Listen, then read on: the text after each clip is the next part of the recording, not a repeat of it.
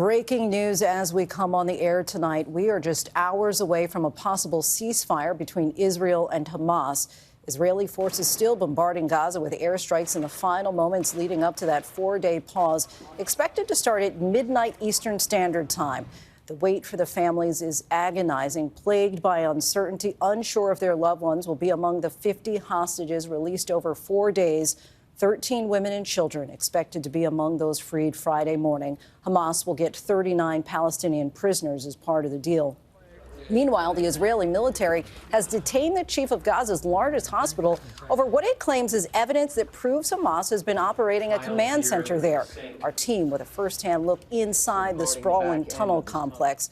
As that midnight deadline approaches, Israel cautions the situation is fluid and anything could happen, even at the last minute.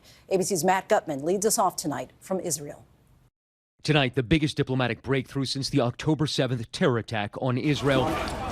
At midnight tonight, a 4-day ceasefire between Israel and Hamas is set to begin, followed by the release of a total of 50 hostages. The U.S., Egypt, and Qatar brokering the deal to release 13 women and children held by Hamas at 9 a.m. tomorrow. Hamas will get 39 Palestinian prisoners. Qatar saying the hostages will be handed over to the Red Cross before being transferred to the Israeli military. All women and children and those hostages who are from the same families will be put together within the same patch.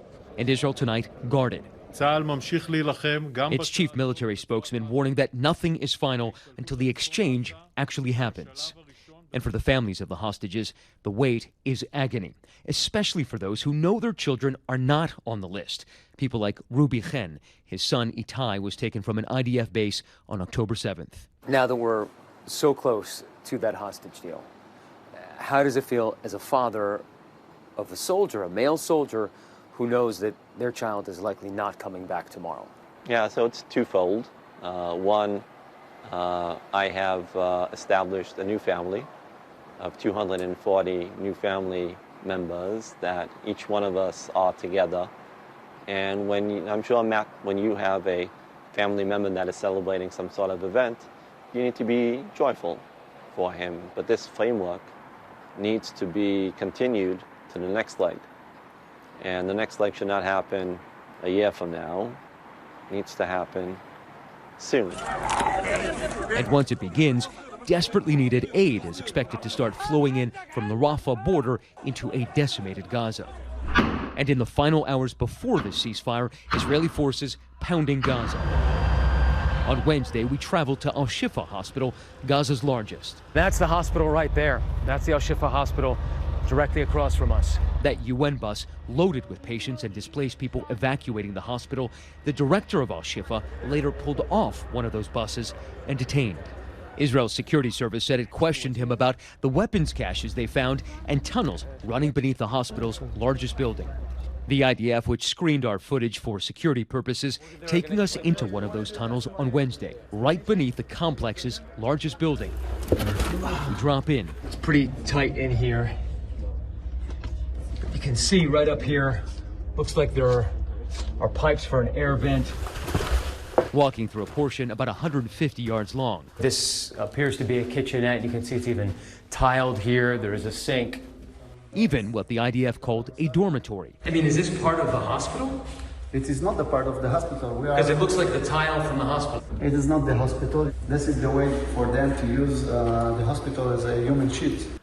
We saw no evidence of a command and control complex, but tonight the IDF releasing new video of a drone flying through the entirety of that tunnel, then flying up and showing the two entrances in the hospital complex. Do you think that you found what you expected to find here at the hospital? Yeah, because what was important for us is to understand the system. So let's get right to Matt Gutman now, who joins us from Tel Aviv live. Matt, you have new reporting about how this hostage release is expected to play out. What can you tell us? Lizzie, first the hostages will be ferried by the Red Cross from Gaza into Israel. At that point, they'll be met by a specifically trained Israeli military unit that will verify their identification. At that point, for the first time in 49 days, they will be able to call their loved ones. Then they'll be checked medically. They'll also be debriefed by Israeli intelligence officers. And after about 2 hours or so, they'll be transferred to hospitals in Israel. where they'll finally be able to actually hold their loved ones for the first time again. Lindsay. Those families on pins and needles tonight. Matt, thank you. Hi, everyone. George Stephanopoulos here. Thanks for checking out the ABC News YouTube channel. If you'd like to get more videos, show highlights, and watch live event coverage, click on the right over here to subscribe to our channel. And don't forget to download the ABC News app for breaking news alerts. Thanks for watching.